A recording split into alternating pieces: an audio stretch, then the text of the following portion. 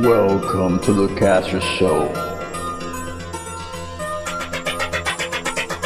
Welcome to the Castro Show. This next segment on the show is What's Poppin' in Politics. What's poppin' in politics? What's poppin'? Brand new Yes. whip, just hopped in. So, what's poppin' in politics?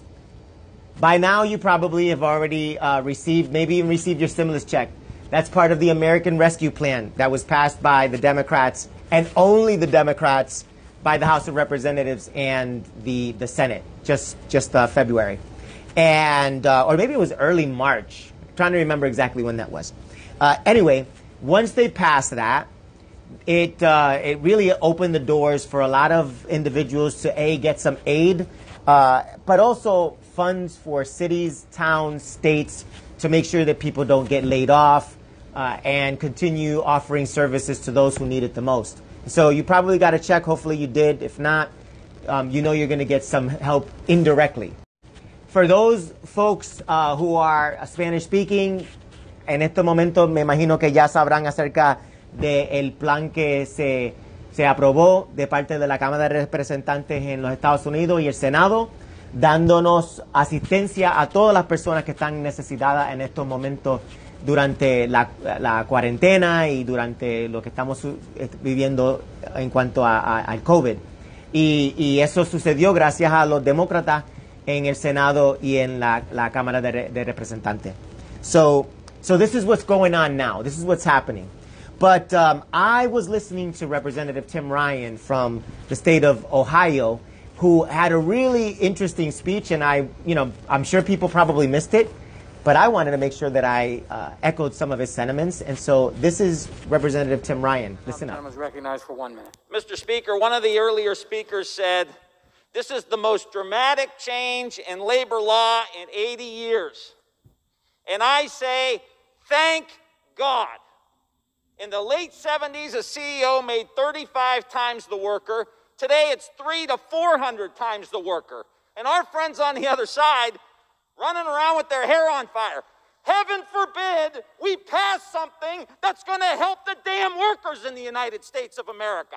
Heaven forbid we tilt the balance that has been going in the wrong direction for 50 years. We talk about pensions, you complain. We talk about the minimum wage increase, you complain. We talk about giving them the right to organize, you complain. But if we were passing a tax cut here, you'd be all getting in line to vote yes for it.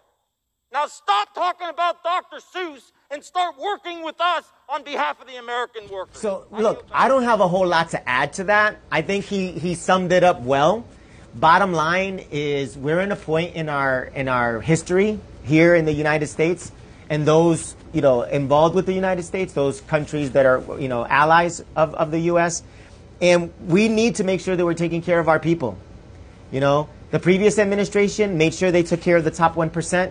Now it's time to take care of 99% of Americans. And I think this plan, this American Rescue Plan, even though it doesn't help everybody, like not everyone is going to get money, but indirectly we're all going to get something out of it. I think the vaccine distribution plan was really boosted because of this money. And so I'm just happy that it's happening, and I hope that you remember when the next election comes up. Because there's going to be a lot of other political things going on, and so just wanted to make sure that this is at least memorialized within the show. Now, what else is popping in politics? Brand new whip, just hopped in. I've become a really big fan of Dr. Fauci. Like, who hasn't? Like, really? And I was watching a show. I wasn't watching C-SPAN, but I was watching a show where this video clip comes up, and I pulled it from C-SPAN, so I want you to check this out. But I mean, it's just like, to me, it was just like, really? So I want you to listen to Ron Paul, a senator from, I think it's Kentucky, if I'm not mistaken, or I don't know where he's from. Ron Paul and Dr. Fauci. So wear a listen mask, to this. whether they've had an infection or a vaccine. What I'm saying is they have immunity, and everybody agrees they have immunity. What studies do you have that people that have had the vaccine or have had the infection are spreading the infection? If we're not spreading the infection, isn't it just theater? No, it's you had not. the vaccine and you're wearing 2 masks. Isn't that theater? No, that's not. Here we go again with the theater. Let's get down to the facts. Okay, the studies that you quote from Crotty and Sete look at in vitro examination of memory immunity, which in their paper they specifically say this does not necessarily pertain to the actual protection. It's in vitro. And what study can you point to that shows significant reinfection? There are no studies that show just significant let me finish the response to your question, if you please. The other thing is that when you talk about reinfection and you don't keep in the concept of variants, that's an entirely different ballgame. That's a good reason for a mask. In the South African study conducted by J&J, they found that people who were infected with wild type and were exposed to the variant in South Africa, the 351, it was as if they had never been infected before. They had no protection.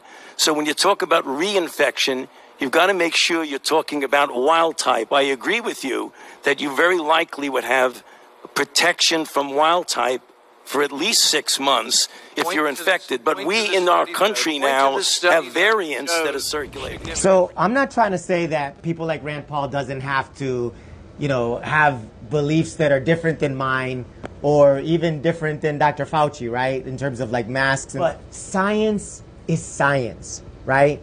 And here's a situation where you're being, given information from a scientist who is a doctor who has studied infectious diseases and has actually been very effective, particularly, Dr. Fauci goes back to the days of HIV and AIDS, right? Back to the 80s, where he was actually, really into helping people and really changing some illnesses that are like basically biblical when it comes down to it, as far as like, that HIV and AIDS is something our kids are going to be reading about in the future, right? If they're not already learning about that in history class. So why would you get into an argument with that guy? So if you haven't guessed by now, I lean Democratic, right? My views are Democratic. You might have an issue with that. I totally understand. In the show, there's only episode 2, but I will continue to do a segment on politics as things come up. So I will be talking about the issue at the border. I will be talking about the filibuster and anything else that comes up that's timely, that gives me an opportunity to sort of share my thoughts and maybe educate a few folks. I will continue to do. That's it for this What's Poppin' in Politics, and we'll check you out on the next Castro show, so don't miss it. Brand new whip, just hop.